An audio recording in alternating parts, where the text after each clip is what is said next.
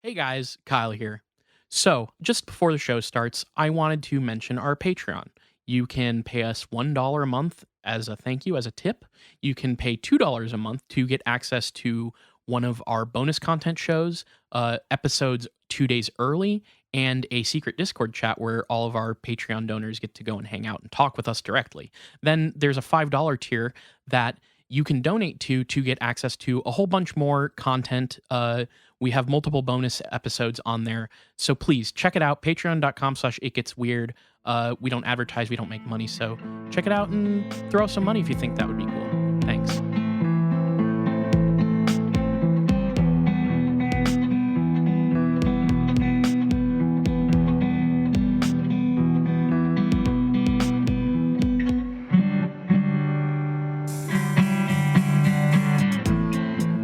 Welcome to It Gets Weird, our comedy show where we explore the unusual, the unbelievable, and the unexplained to try and make your world a little weirder. I'm Kyle. And I'm Niall, and I'm bringing it back silly style this week. I have all sorts of fun puns, goofs, and gags going here. I've got a rubber chicken just off screen that I can honk at any time. Yeah. I've got a train whistle that also does a fart noise. Ooh. Like, this is a thing that I found online that I think is really important. I think this is a new product that I believe in. And it really should be making its way out into the world. It does both train whistles and fart noises, which I think is honestly an untapped market of silly goofiness. People are always saying like, man, I wish this fart noise maker could make a train noise. And other people are always like, I love this train noise maker, but it's missing something. If you have that specific fetish where you like anthropomorphized trains, but you also like farts, right? Then do I have something for you? That is to make your play really work. Really, I mean, you talk about narrow casting, but for the person out there who's into that, I mean, that's just going to be a treat, right? Yeah. Niall was telling me like he's all loaded up with goofs and gaffs. And I was like, what do you mean goofs and gaffs? And I kind of looked at him and he sprayed me with a little seltzer flower thing on his lapel. And I was like, oh, that's good. Okay, cool. So I see, I see the energy we're bringing this episode. I tried very hard to get a covert installation of a trick flower in your recording setup. Yeah. So that because basically you just do anything I tell you when it comes to like how to record and everything. You don't really push back. So I was going to see if I could just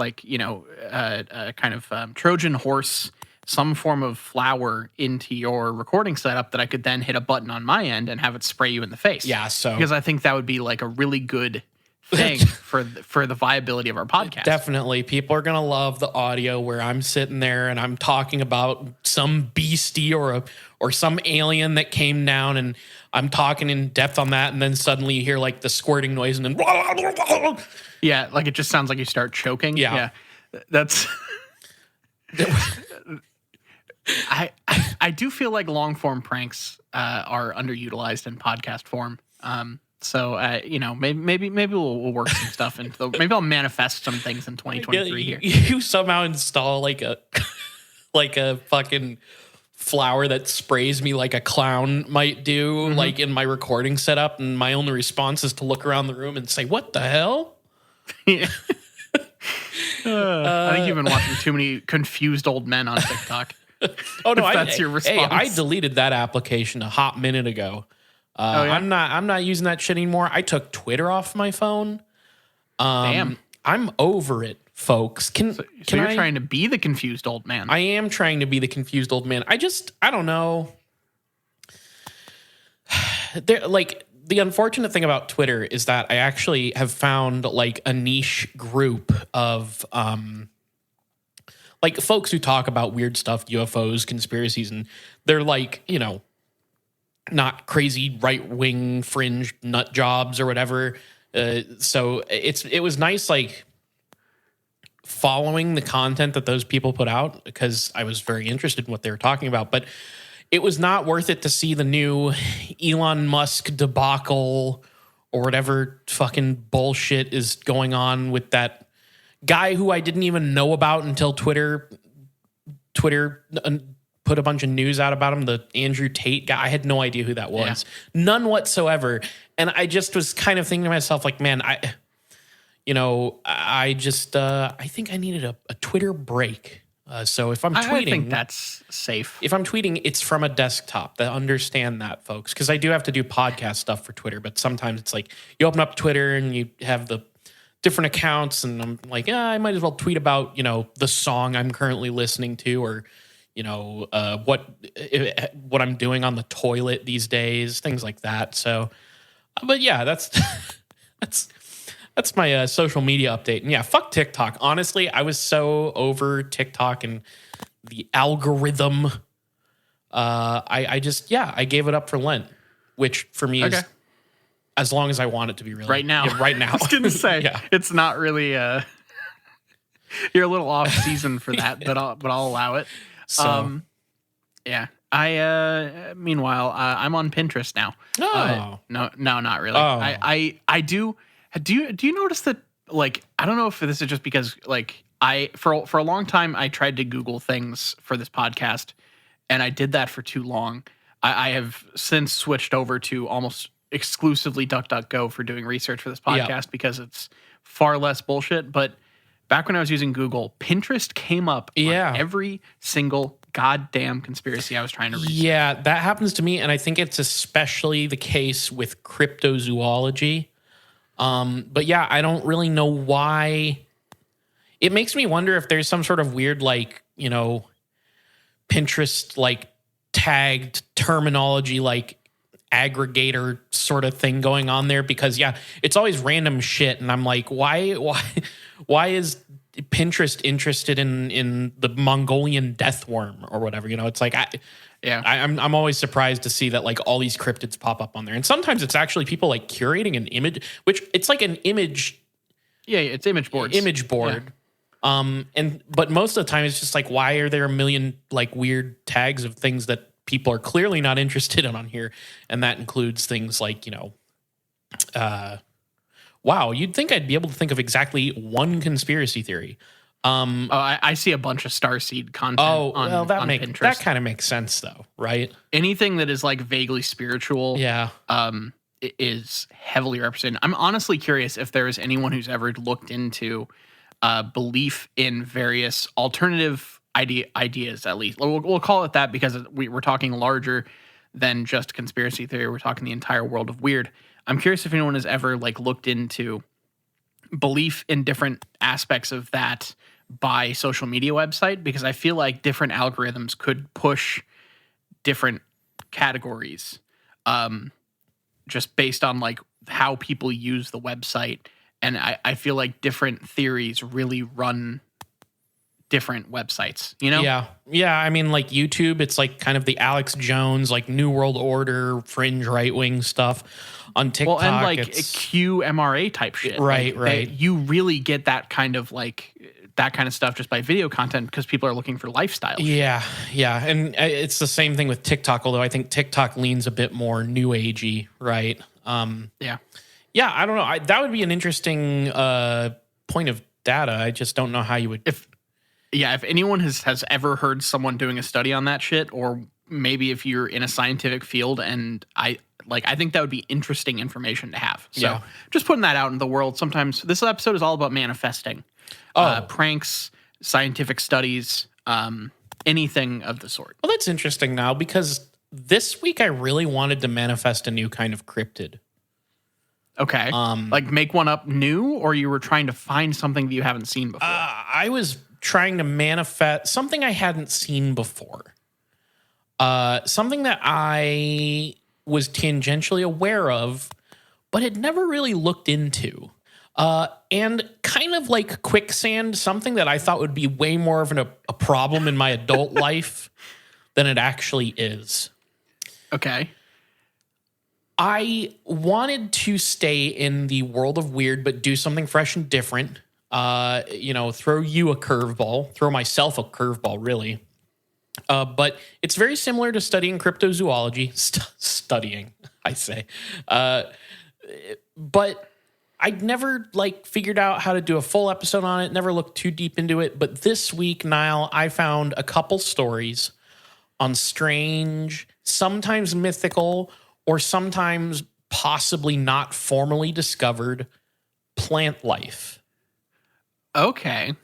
Yes. I have tried to do an episode on a plant cryptid before. Okay. And I'm trying. It was some form of tree. And I don't remember what it was. I think it was in like South America. I'll have to look into it. Interesting. Maybe you fucking just are going to cover it on this episode. I have no idea. Not to jump too far ahead, but the big grand finale of this episode is a couple different trees. Okay. So we'll see. Does one have like a Christmas tree on it, and one have like a heart for Valentine's Day, and one have like a jack-o'-lantern? Yes. Like, what are we dealing with This here? is the circle of trees in the Nightmare Before Christmas that takes you to the different worlds. And I look deep into the Easter tree this time around. Also, total aside, and maybe I'd do it on another episode, but there's like a lot of times there's like the like I don't know, like a species of like a cryptid plant. So like there's an entire whole bunch of different man-eating plants or flesh-eating plants that are considered quote unquote cryptids. But one that I found, and they're a lot of the times are very mythological, was oracular trees. Which basically trees that have human faces and can speak and see and stuff. Okay, so we're talking like Great Deku here? Yeah, or like the grandmother Willow from Pocahontas. Yep. Stuff like that. Okay. And I just wanted to bring it up because there's a lot, it's I think rooted in a lot of like weird religious stuff, but it's like another thing that like with a lot of these like plant cryptid stuff that's based out of mythologies from around the world, there's a lot of like concepts that are in like mythologies from cultures all over the fucking place. And the idea of like a tree that can like talk like a human and grow a face and eyes and a mouth and stuff. That's a pretty common idea. Yeah. But it was kind of cool to, but why did I even bring it up? I'm not even fucking talking about that this episode.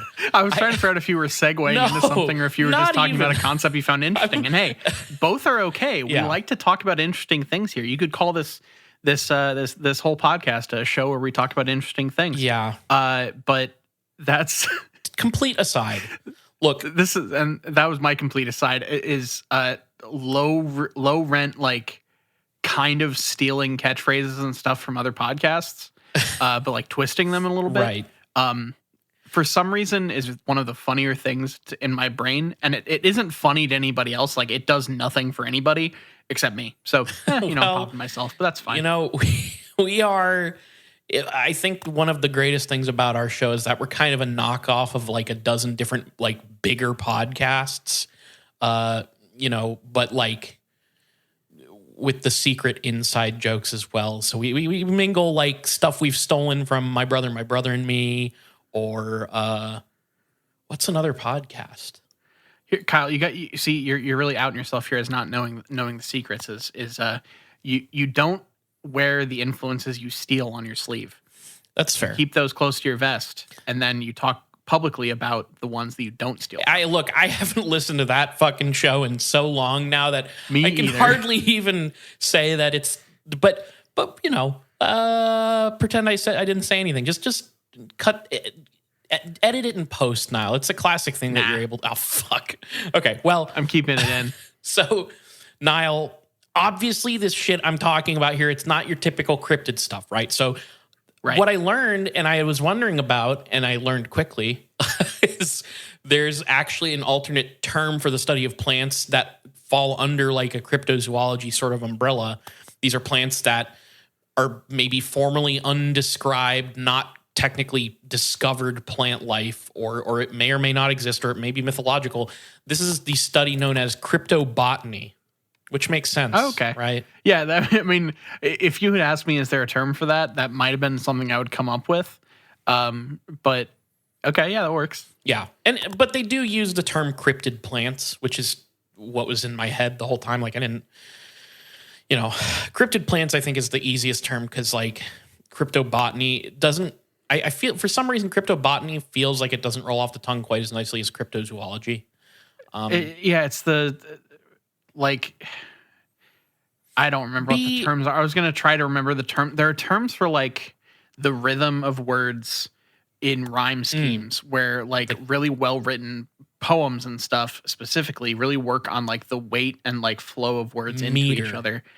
And kind of, but it's more specific than that and more like lyrical focused. Cadence. But kind of, yet again, kind of a little more specific somewhere between, terminology. split the difference between cadence and meter. Okay. Well, B is like, a harsher sound than a Z. Well, it's the bot. Bot. It's having to stick the hard T in there in the Yeah. middle, as opposed to cryptozoology, which is all just like Fun. You're loose. basically just going ooh till the end of it. Yeah. You know, like that's and there's something satisfying. Definitely. Well, here's the funny little catch. Which is why I'm trying to call it cryptobotany, because I think that works better. here's the funny little catch that like I was like, why are there not as many like cryptid plants in the world? Why is that not as common of a thing? And it didn't take a lot of thinking to realize that an animal, even if it's theoretical, is going to move around. A plant, a tree, a giant, plants are not going to get up and move around typically. A plant is usually immobile. In fact, I would say in almost every case, a plant is immobile. Yeah, I was really going to ask for the outside case there, because I'm sure there is one. I'm not a biologist. I'm not a zoologist. I just run a dumb fuck podcast. But I could not think of a plant that moves. Right. Well, and I think as soon as you start getting into the territory of like cryptid plants that move, then you're starting to talk about like humanoids that like have plants growing out of their bodies or whatever, things like that. Because there's a couple, like the copray was actually under the list of like cryptid plants, which if you remember, the copray is the, I think, Indonesian green Bigfoot that hangs out in trees and smokes weed. Am I recalling that correctly? I think I'm pretty sure. But like here's the fun thing is I don't remember what dumb bullshit we added on to the mythos in our episode versus what was in the actual text. I think it was but pretty hey, odd. Everything we say is canon. It's true, but I think it was like that guy was super weird. Like I'm pretty sure he like wore jeans and stuff. Like it was kind of awesome. But yeah, so like this is probably why most of the quote unquote cryptid plants are like sort of mythological, in a way, because it's hard for a plant to run away from you and dodge a camera if you're aiming a camera at it. So a lot of the times when you talk about cryptid plants, their stories coming from places that are much harder for like a human to access. So this is like a lot of tropical regions. Okay. And a big one, of course, like one of the core tenets of cryptid plants are carnivorous plants. And those are all like weird jungle, like just crazy environments for humans to be in. So that's why they can even be considered like cryptid at all, is because they're just sitting there in a harsh environment. Okay. So interestingly, there isn't like a single textbook on cryptobotany. The two books that I found associated with this idea, with this study, was a book called The Beasts That Hide from Man by Carl Schuker, and then another book called Searching for Hidden Animals by Roy P. Mackle. Now, a fun fact, but Roy Mackle is known for investigating the Loch Ness Monster and acting as the scientific director of the Loch Ness Monster Investigation Bureau. And then Carl Schuker, he's another cryptozoologist author, and his claim to fame is writing up the first detailed English report on the Mongolian deathworm. Okay. So look, these guys have their bona fides in order. They've got their look. I've seen their CV. It all checks out. These guys know what they're talking about. Let's see what they got to say. Yeah. So not as widely explored as cryptozoology, but it's still a part of the canon. So I've got a handful of cryptid plants for you from around the world. So our first one, Niall, this is the devouring gourd. Okay. It kind of does what it says on the tin. Which I also discovered, I'm pretty sure that this is a Dungeons and Dragons enemy, a devouring gourd, pretty sure. Okay. But this guy is a plant creature thing whose story originates in Bantu myth, and the Bantu are an African people. This was fascinating to me, and I went on a little bit of a rabbit hole, and I'm not going to get too deep into it, but the Bantu people, they're an African people who are composed of over 400 distinct ethnic groups.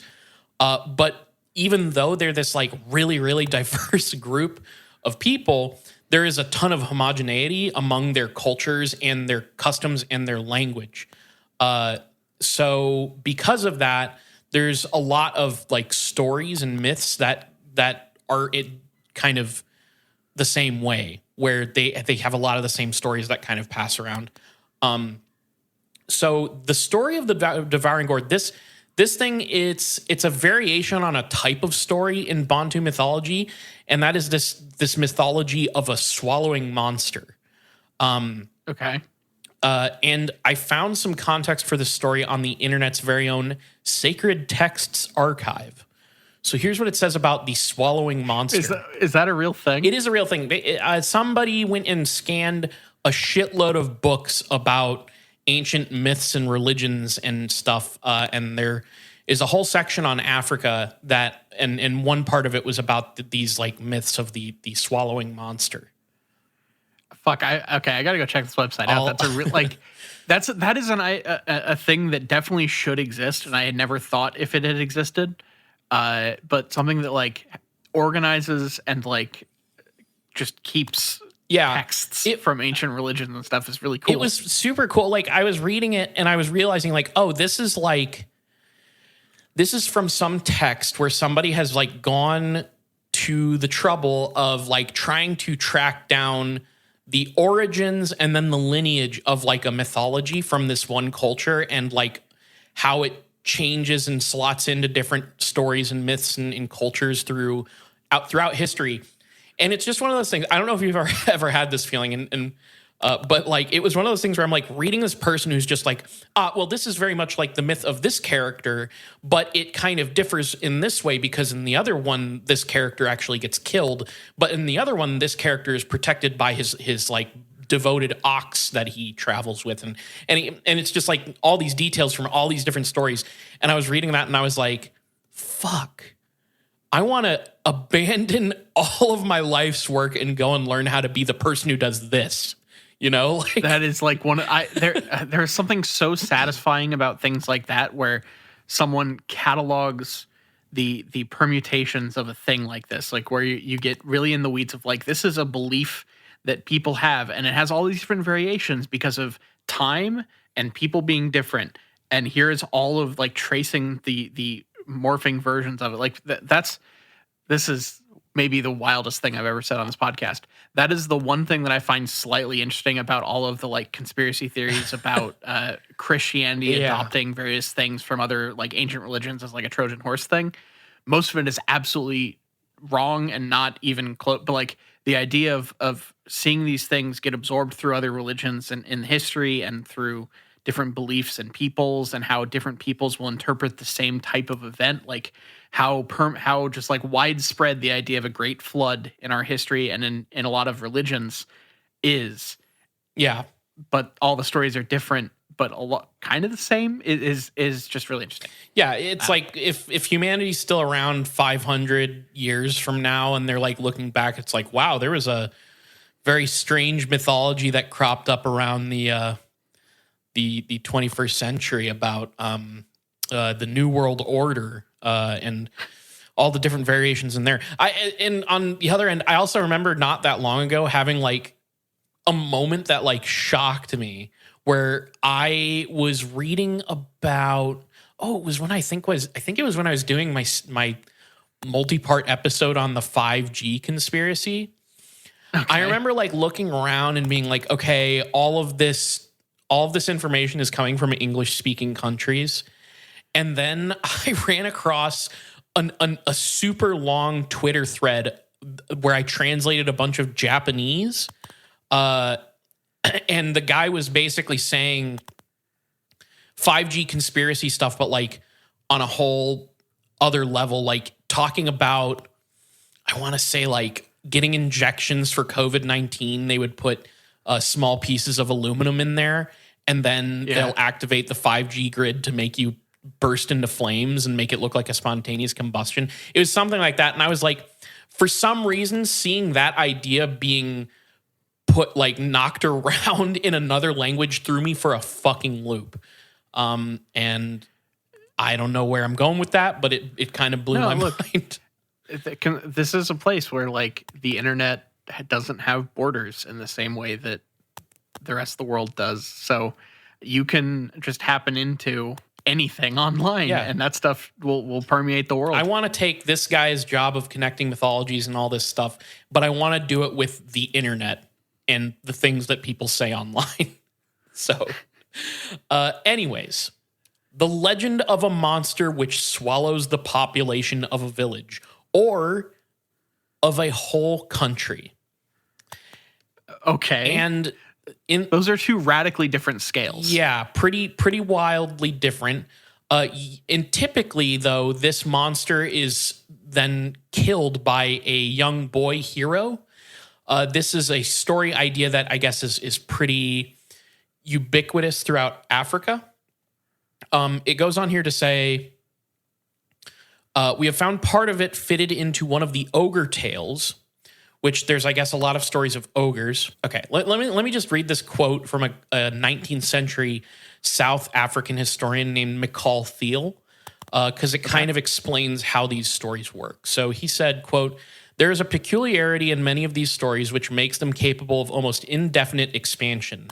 They are so constructed that parts of one can be made to fit into parts of another so as to form a new tale. These tales are made up of fragments which are capable of a variety of combinations." So you can take these like this is kind of an aside, but the story that I'm about to discuss comes from like a whole series of stories that you can pick up, slot in, and move around and change the results of and string together like mythological stories, which I thought was fucking cool. Mythological choose your own adventure. Got it. So the main points of the legend that this comes from is this. First, a whole population is swallowed by a monster. Second, one woman escapes this attack from the monster and gives birth to a son.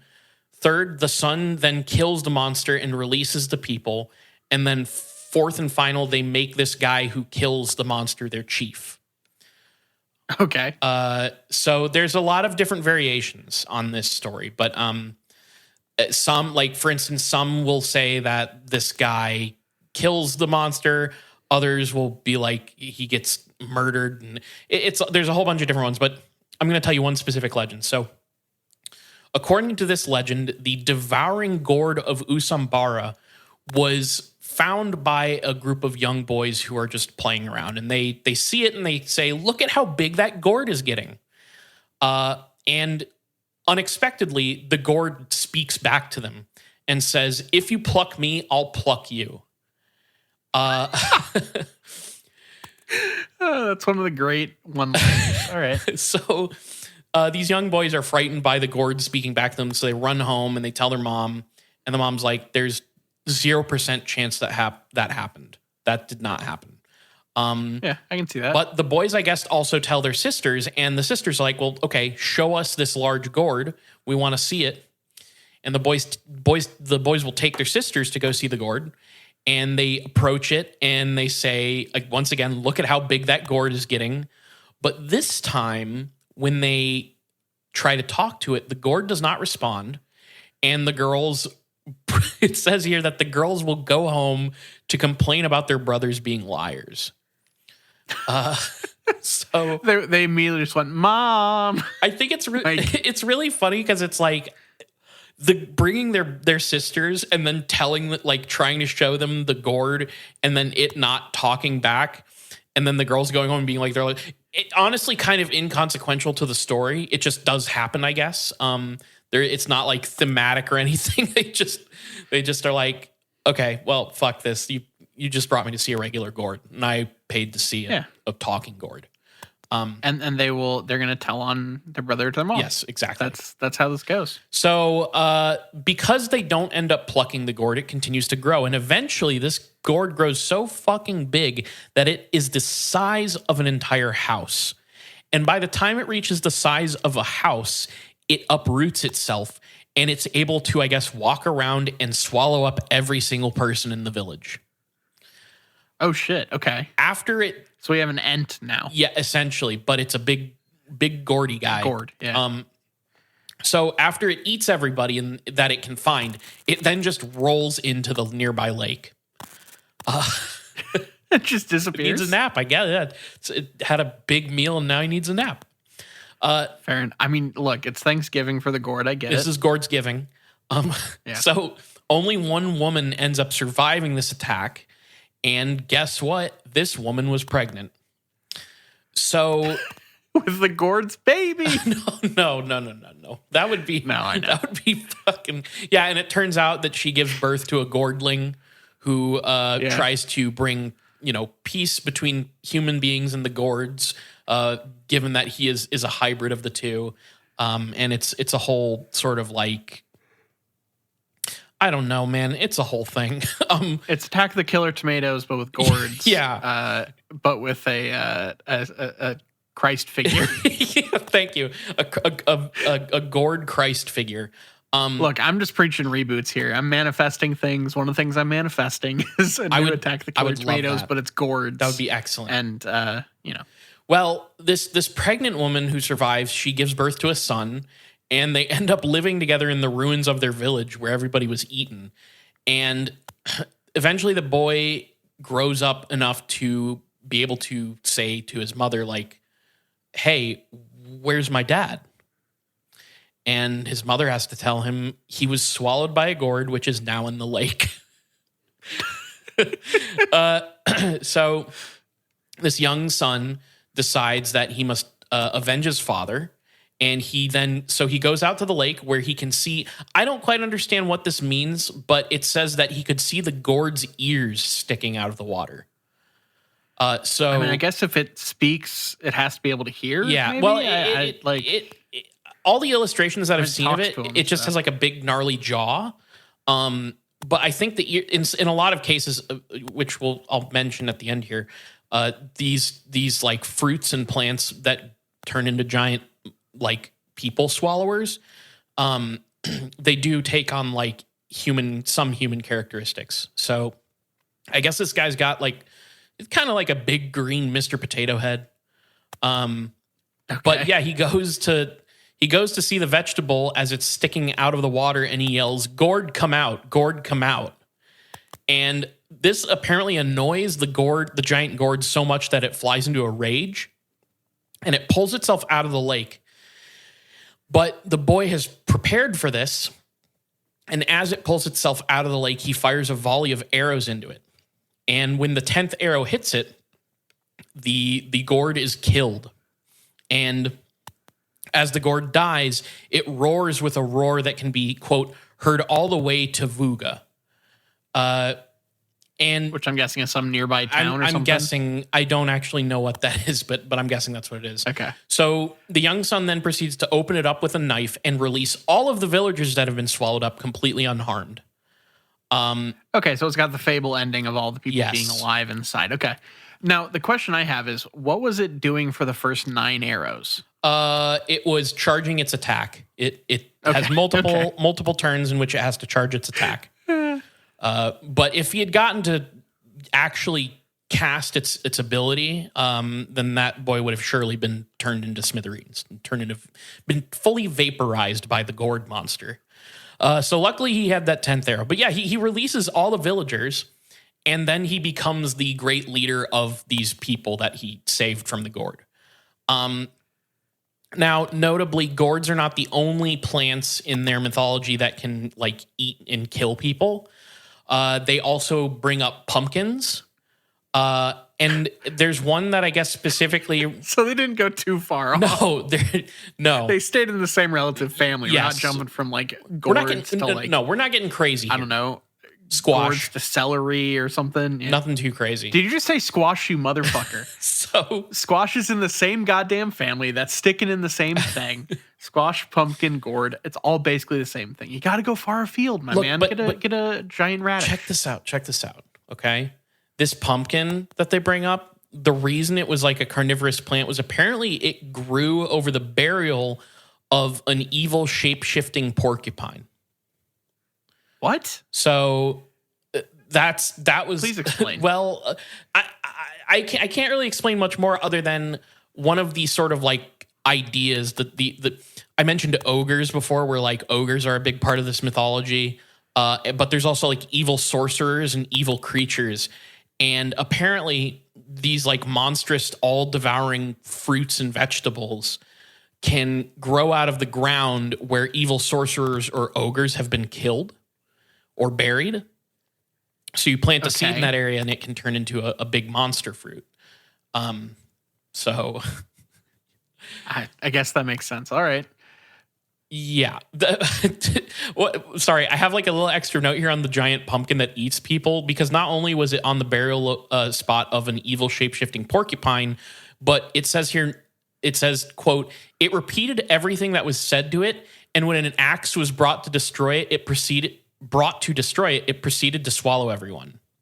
So it just kind of wanted to like parrot what people were saying. Yeah. And as soon as it was threatened with bodily harm, it decided that, you know what, fuck this, I'm going to eat everybody. I mean, look, that's a totally understandable reaction. Yeah. So the devouring gourd, it's claimed that it had a number of different supernatural abilities. That would be things like speaking with humans, and it could, like, I guess it was pretty cunning. Like it could trick people and its victims, and it could also alter its own size, and like kind of how I have said with all of these, it could grow to a monstrous size, and then, but like as it's kind of been enumerated, for some reason when these creatures eat people, the people that get eaten do not die; they just stay in there. So I don't know how that works. These things don't have digestive systems; Yeah. They just have mouths. Yeah, I don't know. That's all I've got on the devouring gourd. I think I'd have to do these gourds devour, but they never void. Right. You know, like they never actually digest and get rid of it. So yeah. So yeah, that's the devouring gourd. Next up, Niall, we have the barnacle tree. the barnacle tree. The barnacle tree. How does a tree get barnacles? What is a barnacle tree, you ask? Oh, sorry, that's not what you asked. Look, it's kind of the same different, question. It gets to the same place. I was asking more about the methodology than the, you know. Well, I in my notes I tried to predict what you would ask, and I was a little off. Niall, this is a tree covered in barnacles. Oh, and it says here that these barnacles would birth baby geese. Well, okay. So these aren't your traditional barnacles. You're not going to be scraping these off the side of a sea vessel. You're going to be traveling through the woods, come upon a weird looking tree, and geese are going to come out of it.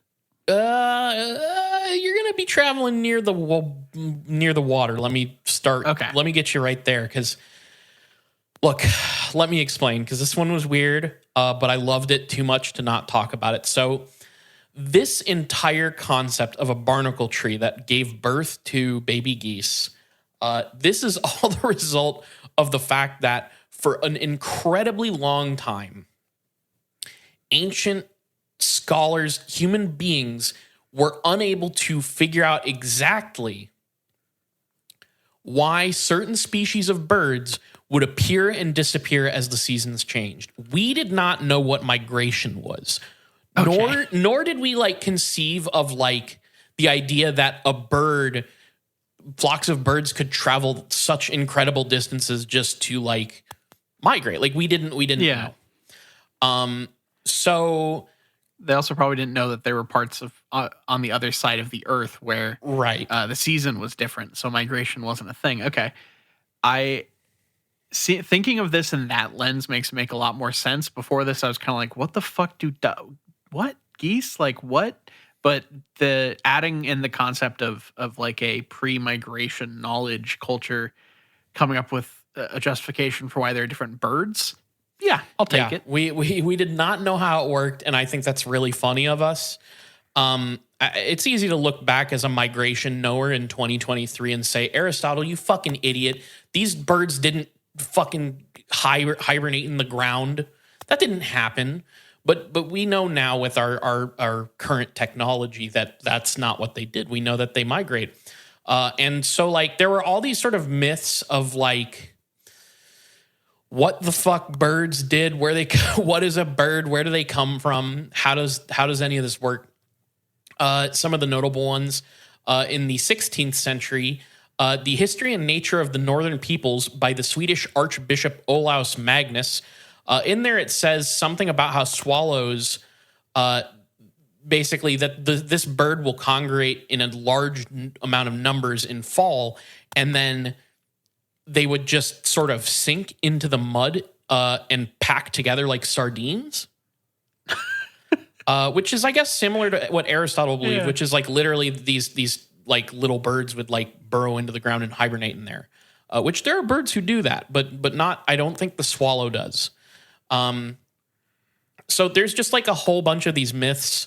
Probably the best aspect of Aristotle's beliefs about certain birds is that he believed that when the seasons changed,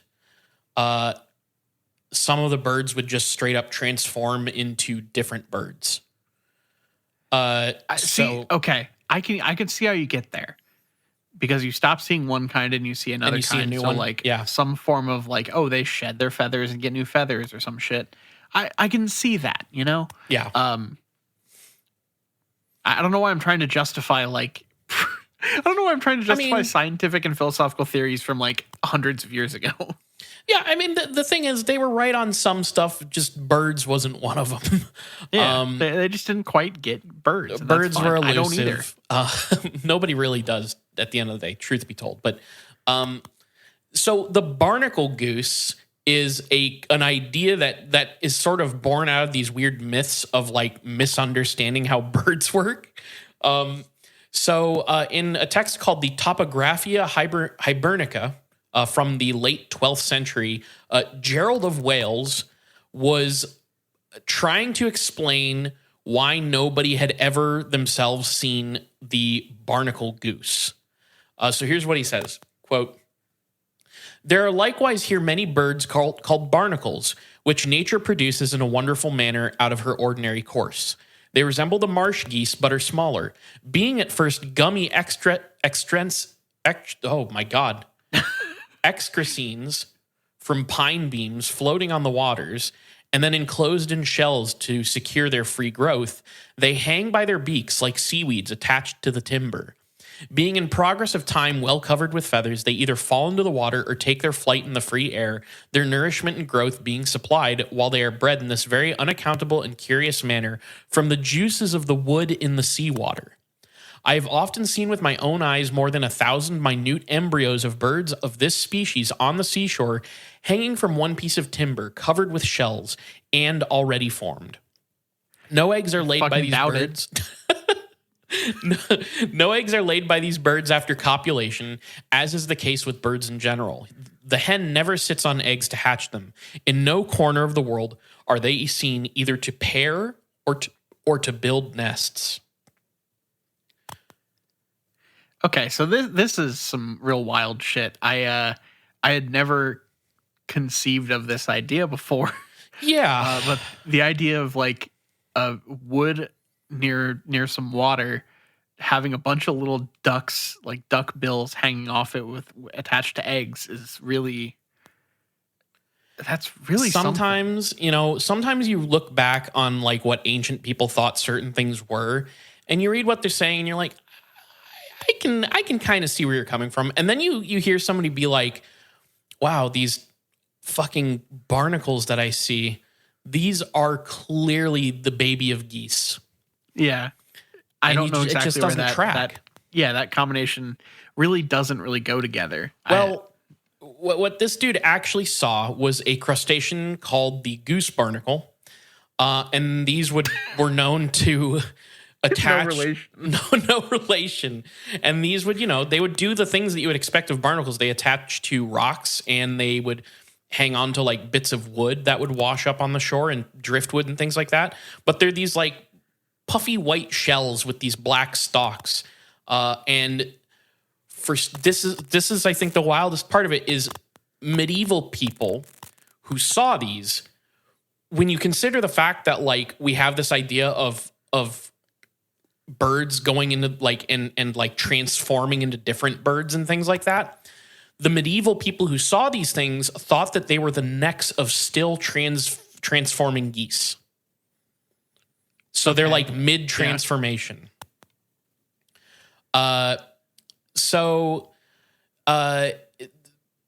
Basically, nobody had ever seen this breed, and it gave rise to this myth that it was just spontaneously appearing from these barnacle creatures.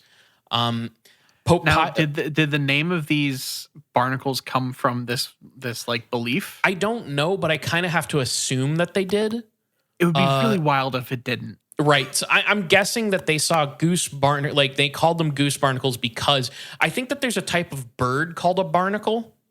Oh. And then somewhere, I don't know how it all went down, but somewhere in there things got mixed up, wires got crossed, and bada bing, bada boom, you got a bunch of drowning baby geese. Yeah, you got crustaceans turning into baby geese. Yeah. Okay. Pope Pius II fucked up.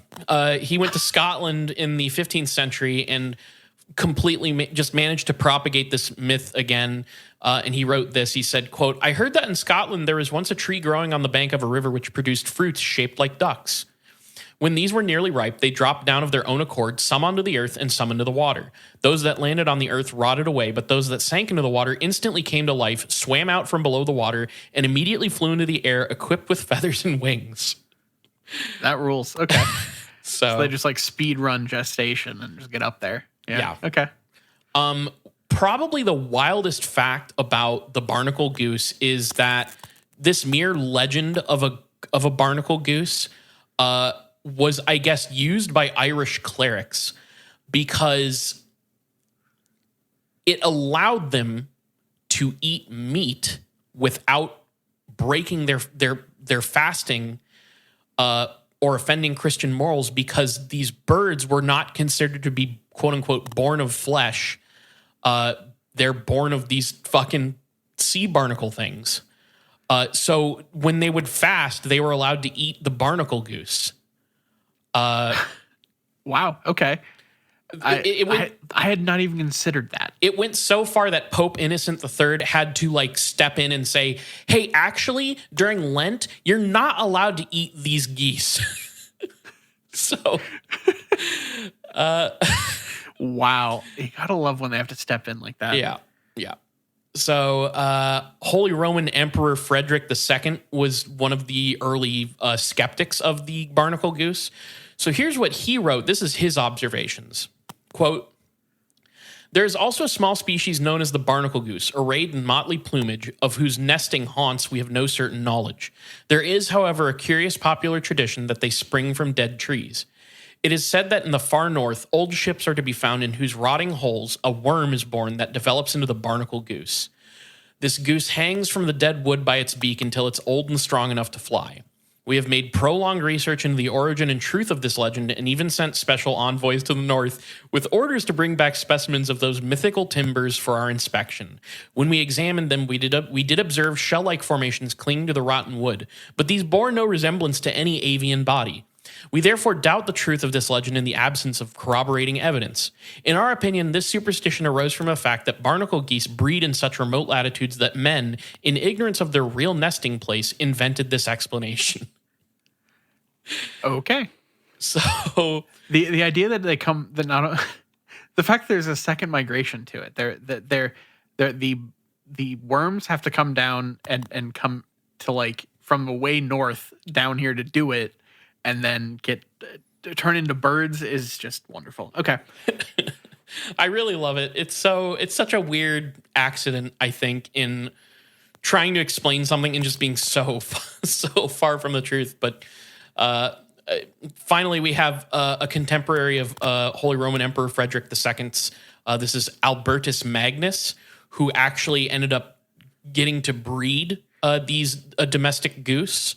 And so he ended up dismissing the legend as, quote, altogether absurd. And he also noted that he and some of his friends had witnessed, quote, them pair and lay eggs and hatch chicks.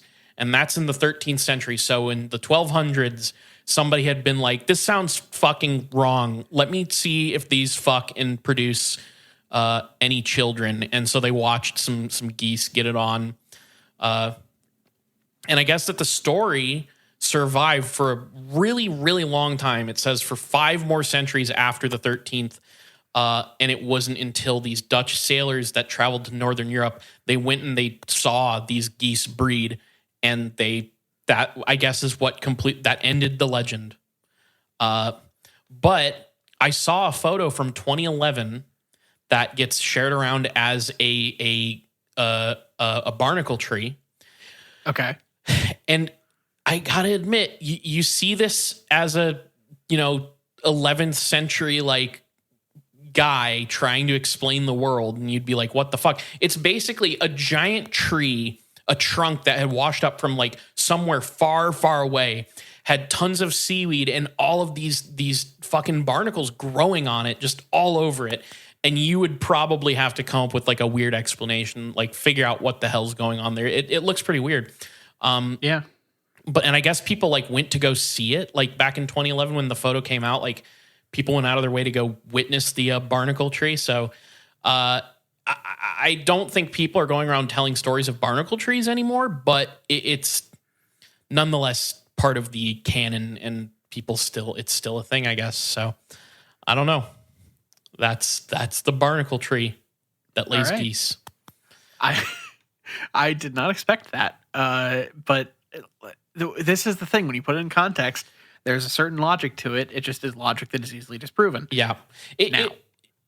If you want to do a super deep dive on this, by the way, there's a Wikipedia page article called something along the lines of goose tree myth or barnacle goose myth or something like that. And it's like tons and tons of like information about the weird religious side of everything. And how a lot of like religious texts for some reason like helped solidify the myth of the barnacle goose. So if you want that, you can easily find it. All right, cool. So Niall, our final cryptid is actually kind of a series of cryptids, plant cryptid, I should say. Okay. I specifically looked for some carnivorous trees. Now, the carnivorous trees, a lot of the stories are pretty short, but they're all kind of fun. All right. So it's exactly what it sounds like. It's a tree that's known for eating meat. And in a lot of cases, because a tree is usually like a much bigger plant life, it's usually eating some sizable things. So the first one that I have here is the cow-eating tree. So this comes from South India. I believe the story is called Cow-Eating Trees of Padrame, Mangalore. Carnivorous trees grabbing humans and cattle and gobbling them up is not just village folklore. So people living in Padrame near Kokoda up in Nangadi forest range saw a carnivorous tree that was attempting to eat a cow. This is back in 2007 is when this report came out. So according to reports, the cow owned by Anand Gowda had been left to graze in the forests. The cow was suddenly grabbed by the branches and pulled from the ground. The terrified cow herd ran to the village and got Gowda and a band of villagers to the carnivorous tree. Before the tree could have its meal, Anand Gowda and the villagers struck mortal blows to the branches that turned limp, and the cow was rescued. Up in Nangadi, range forest officer Subramanya Rao said the tree was described as Pilimara, or tiger tree, in native lingo. He had received many complaints about cattle returning home in the evenings without tails. On Friday, the field staff confirmed coming across a similar similar tree in Padrane, partially felled down.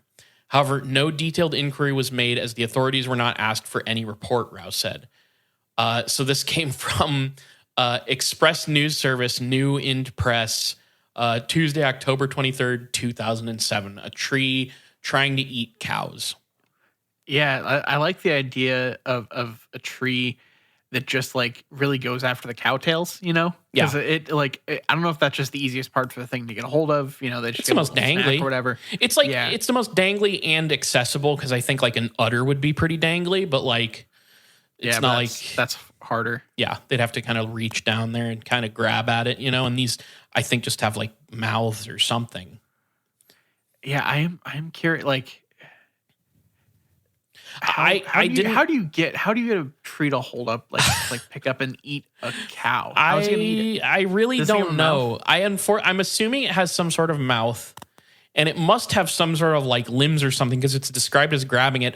Plus, the people show up and just like fucking beat it up. So Yeah. I was assuming the branches were the things grabbing at the cow. I was just trying to figure out where it puts it, where that mouth is. I really don't. Unfortunately I don't know. I looked at illustrations of like man-eating, flesh-eating trees and stuff, and it varies. So like, remember how I said there was the oracular trees, that like grew human faces? Those are like on the trunks, and like usually their limbs are like tree branches and stuff. But in some cases, I saw trees that like opened up at the top that had mouths, or they would be like the oracular tree where it like had a mouth in the trunk. Sort of. Okay. I don't know. So I think it just depends. But this one, that's all the details I have, unfortunately. So they had to go chop up a tree because a cow got dangled in its branches. Yep. Okay. Basically.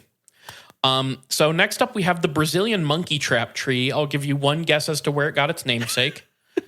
Let's see. Shield. I don't know. It pissed off Tony Stark. So this is a tree from Brazil that tries to trap monkeys. Yeah. Yeah, it doesn't eat them. It's just like, haha, I got you in my trap. And then it lets him go. Just kidding. It does eat them. It eats them. So this thing is described in a book by Randall Schwartz in 1974. The book is called Carnivorous Plants. And in it, he references a report from an explorer named Mariano da Silva. So while this Da Silva was searching for the settlement of Yatapu Indians on the Brazilian border, he, I guess, supposedly witnessed a giant plant that devours creatures. It's said that the Brazilian monkey trap tree's trunk has a diameter of about 90 centimeters. It's about 6 to 7 meters high. The lower part of the tree are leaves, which are 1 by 20 centimeters large, and the quote thickness of a thumb. Okay, those are thick leaves. Yes. So I guess that it's able to somehow release a smell, an odor, this scent that attracts animals, but especially monkeys.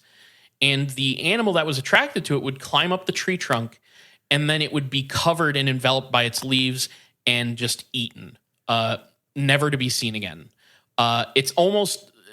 It's very similar. The way it acts is very similar to a giant Venus flytrap, like a Venus flytrap that's huge enough to eat entire monkeys. Okay, that makes sense. So it would kind of gobble them up and like push it down with its leaves, just cover it with its leaves, and then 3 days later the leaves will open and the bones of its victims would just drop from it. No flesh left. No burp even? No, Just drop out? Okay. It doesn't say anything about a burp, but maybe. That just feels like something you have to put a burp in. Yeah. I'm just going to add one note, manifesting tree burps in 2023. Yeah, it cleans its teeth on the bone too and stuff, and all those cartoon classic moves that we can expect from something that just stripped something off the bone. So it does it like people do flats, like the wings. Yeah. Have you ever seen people that just like they have a trick where they're just like they like strip it in half and then just like suck it dry? Yep. I kind of wish I had that power, to be honest.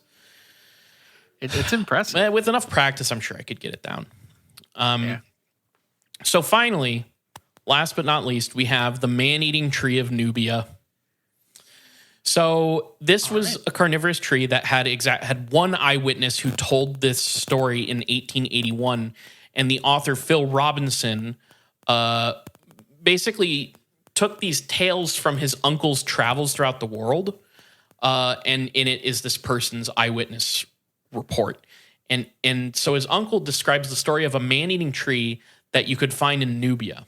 And here's what it says.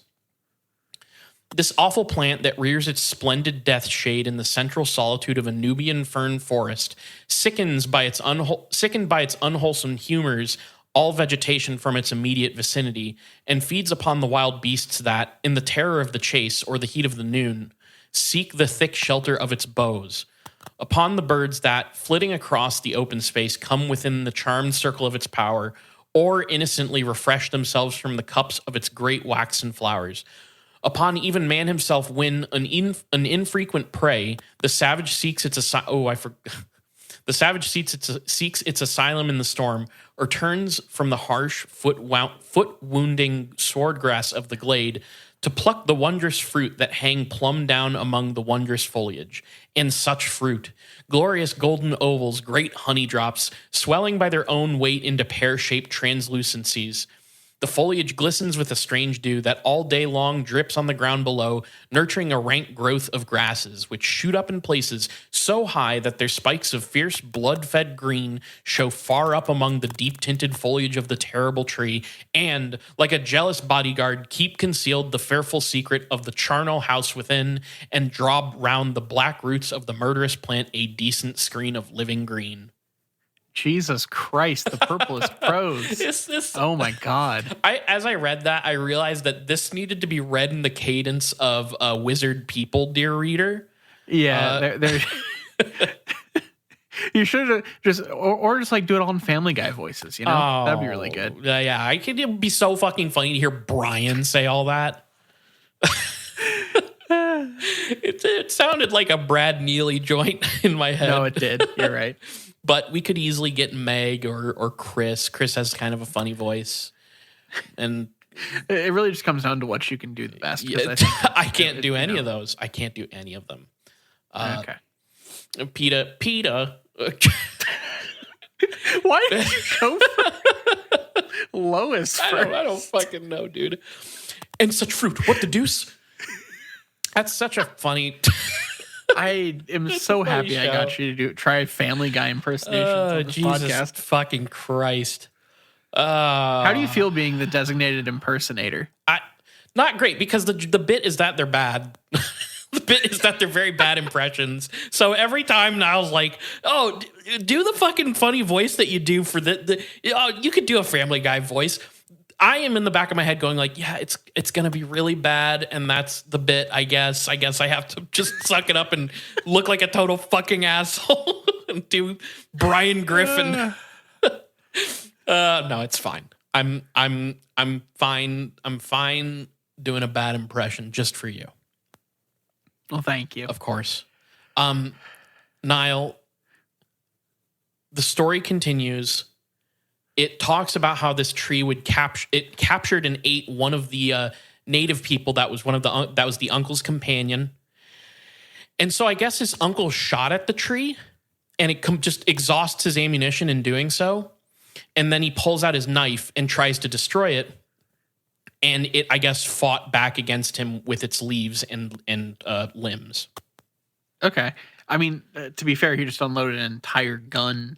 Yeah. And was charging on with probably a considerably large knife. Yeah. So look, I think this tree is understandable. I understand where it's coming from, and I agree with it. To be fair, this is the 19th century, so unloading an entire, clip into it is like what, 2 rounds from his rifle or whatever. So maybe he had that gun that I don't know why this is how I'm remembering it. But there's that gun that shoots like evenly spaced bullets in like multiple directions that people claim you should be used to kill Weezer on the Blue Album. Yeah. Yes, I know what you're talking about. So he could really, hit a spread. Yeah, try and slice it up. Multiple. Yeah. Okay. Niall, that's my plant cryptids, but one quick thing as a bonus. Okay. I must tell you that while I found next to no information about it, almost none, I can tell you that there is a flesh-eating tree cryptid that is called the Nicaraguan dog-devouring tree. It brings me no pleasure to report this, but that is one of the carnivorous trees that's out there, supposedly. So, Well, I'm glad there are no stories because otherwise that would have had to join. It's non-canon. If there are no Yeah. stories, it's non-canon at this That's point. true. So if any of our Spanish-speaking listeners, was it? Where was this? Nicaragua. Okay. Well, if anyone is able to get some local lore about the dog devourer, I would- then send it to us. I saw the name and I'd be like, I have to mention this. It's the bit that eats itself on this show. So I had to mention it, even though I was very unhappy writing it down. I was scowling when I wrote down the phrase "dog devouring tree." I just Fair to enough. be clear. So now that's my episode on plant cryptids, cryptobotany. We could do more easily, but here's the thing that I realized about this subject. We could exhaust it and pretty quickly. Yeah. There's not a ton out there. And if we're doing 3 or 4 every episode that we talk about it, we're gonna run out of cryptobotany subjects. So just a heads up. Well, we'll then have to do some, cryptobotany documentary episodes, and we'll find ways to stretch it out. That could be fun. So that's what I've got. Are you ready for a big question? Is the big question, can we now watch Little Shop of Horrors for the bonus feed because we covered cryptobotany? I would love to do that. Have you seen which version have you seen? The one with the guy from Jesus. Rick Moranis? Yes, Rick Moranis. Thank you. Many years ago, but yes, that's the one that I've seen. Really good. I loved it when I was younger. I haven't seen it in 15 years or something really crazy, maybe longer. But I would love to check it out again. I think it fits. Because I think it does plant too. Eats a guy. Yeah, I was about to say, doesn't that happen in the movie? So, yeah.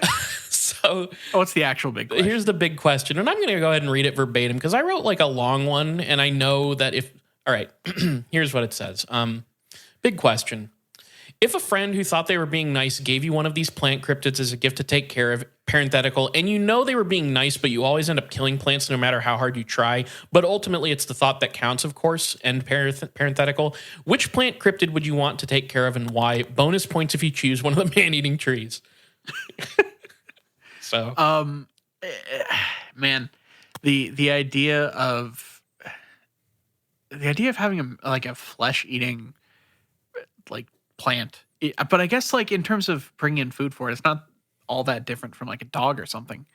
It could just get quite large. But there's something about keeping a flesh-eating plant on my premises that just feels dangerous, erotic. Although growing up, my neighbor did have a Venus flytrap that they kept on their porch, and so I guess it's not entirely out of the realm of possibility. Right, but I meant one from this episode. Can I tell you what one I want to take care of? Yeah, go ahead. I want to take care of the goose barnacle tree. And here's my reason. It's a very selfish reason, but it would be cool to have a tree that gave birth to geese, especially because I could basically be a Lent dodger. And so when I'm practicing Lent, as you know, I do very often, because I know, and just to be clear, I practice Lent often, more than people will typically practice Lent, but that's because and people don't have a problem with this. They just have a problem with you calling it Lent every time because Lent refers to a specific thing. Right. But see, I'm telling you, I know how Lent actually works. Okay. I have the secret texts, and I know that it happens more often than the one time that everybody else seems to be doing it. And I'm sick and tired of not being able to eat my my weekly goose on Lent. So I just want to be able to sort of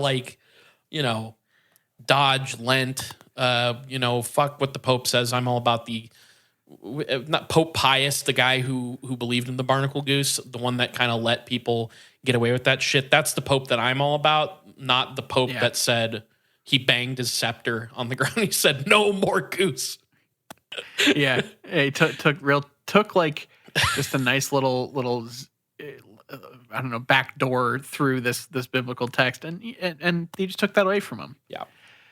Okay, so I will. Okay, here's the thing. I'm gonna go ahead and you said bonus points. I think I'm gonna go for it because I think one of the carnivorous plants could work, and here's why. Okay. Growing up, I was a big fan of the Pink Panther films. Are you aware of these? I'm aware of a certain story that I don't know whether or not you want me to tell about those movies. Okay.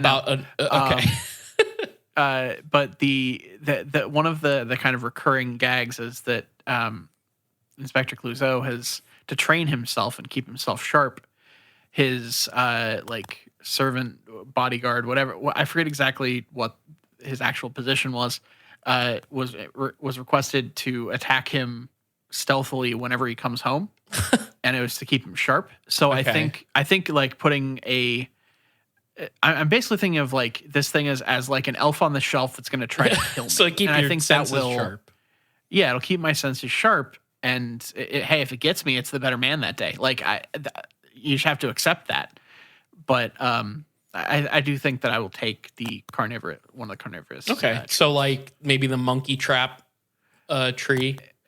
So like you have a tree that's like maybe in the entrance. You like come home from work and you're hanging up your coat and your hat on the rack, and Jules calls from the other room and is like, "Oh, what are we doing for dinner, honey?"